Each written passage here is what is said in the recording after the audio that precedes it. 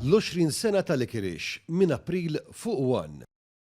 Bit-tema sejbitu stejjer il-Mużew Nazzjonali tal-Arti l-Muża ġie varat bħala l-Padiljun Malti fil-Malta Biennale u bekk se jkun qed jilqa' l-viżitaturi sal-31 ta' Mejju.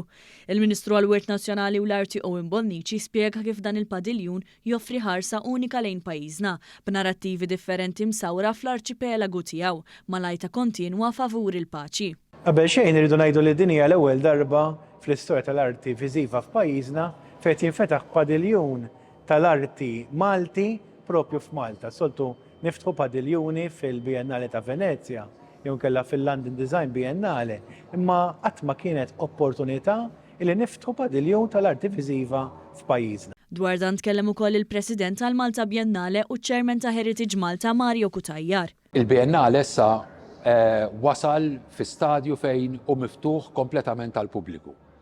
Matul din il-ġimgħa apparti il-ftuħ li kellna nhar it-tlieta, kull padiljun għamel il-ftuħ uffiċjali tiegħu.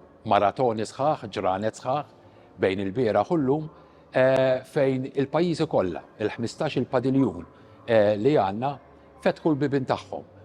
Il-kuratriċi tal-Malta Biennale Art Katja Mikallef qalet kif l-artisti kontemporani jużaw mezzi tal-arti differenti u jippreżentawha f'kuntest li jista' jkun f'gallerija tal-arti fuq sit speċifiku jew anki online. Minħat jew il-kap eżekuttiv ta' Heritage Malta Noel Zammit qal li dan il-Biennale jimmarka kapitlu ġdid fl-istorja ta' Heritage Malta. Il-ħinijiet tal-ftuħ huma mill-10 ta' filgħodu sa' 6 ta' filgħaxija u l-biljetti jistgħu jinxtraw mill-ħanut virtwali ta' Heritage Malta jew mill-mużewijiet u s-siti ta' Heritage Malta.